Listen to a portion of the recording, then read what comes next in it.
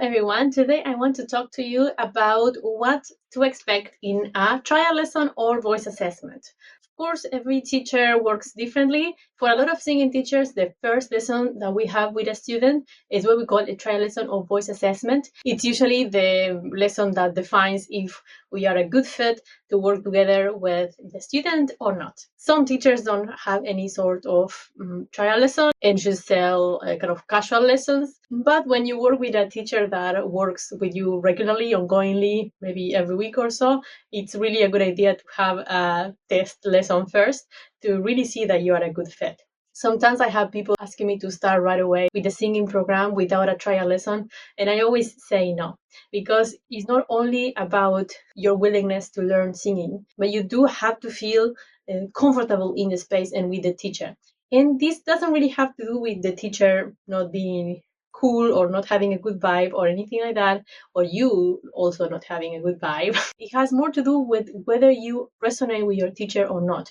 That is super important. For you to be able to learn singing, or actually to learn anything, you do have to feel safe in the environment. And that is something we know now. From the science of learning and the science of singing as well. If you don't feel safe, you are not in a state in which you can process new information and learn and change habits. And maybe it means that the teacher-student relationship is not the ideal right now, but maybe it will later on or not. In any case, it's not bad or wrong. It's just what it is. There is nothing wrong with that. Of course, every single teacher works differently. So I'm just going to talk about what I do in my trial lessons. As a teacher, one of my particularities is that I work mainly with two very defined methods and mix other things in the lessons, of course. But in my case, I am highly based in two different singing methods. One of them is the functional method for vocal training, also called the Rabine method for voice. And I am also a teacher of a method based on speech level singing.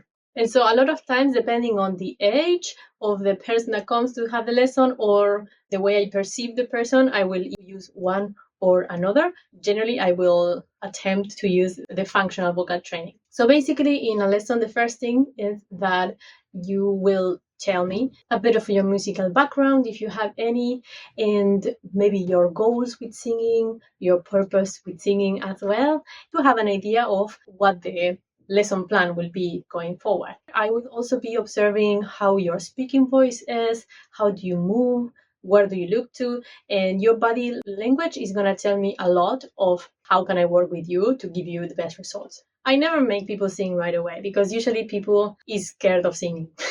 Even super confident people, when they have to sing, it's like, voice is so vulnerable and very curious thing that most people, when they try to learn singing, most people don't really sing in their houses or anything when they start lessons, and then they come and sing for a complete stranger. So it's pretty strong.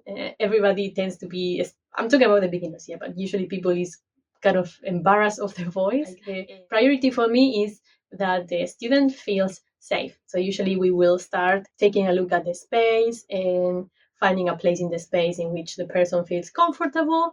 And then usually we do a few one note at a time sounds just to start getting in contact with the voice. Usually in the first lesson, I hardly ever go into expanding range or things like that, because you can't expand the range with an instrument that is not yet built. So the aim of the first lesson for me is that people feel safe within their voice and that they explore the connection between breathing and the voice. So that's super important. And so in the first lesson, we will do some easy in the voice exercises, and people start getting used to with the idea of pitch, rhythm, and the basic elements of the voice, the breathing, the posture, the articulation of the mouth to produce the different vowels and sounds. And usually I will also explain just a little bit of how the voice works. Then, of course, there are some people that I perceive they are more of a better fit for the other method that I work with, and the one that is based on speech level singing. So I graduated from a school in Mexico called International Vocal Training. What you do in a first lesson based on that method is you have a 5-tone scale, and we go up the scale until you find the bridge. So in that method, yes, we go straight away, we go into the bridge and past the bridge as well. And we specifically use the 5-tone scale with A because it's a scale and a sound that shows all the bad habits that you might have. Usually when you get to the bridge, it's going to be really hard to mask. And so that is a scale that really shows you the tendencies that might be hindering the voice. And so in that method, we work with 4 tendencies basically: full chest, light chest, flip, and mix. We use that scale to determine the tendency, and then the rest of the lesson we work with exercises that tend to balance that tendency. So those are my 2 favorite methods. Of course, there are many other methods, and I also incorporate elements sometimes of other methodologies that I use, but those are my 2 main pillars. I am a big fan of those 2 methods that are very different from each other and that they are right for different people as well.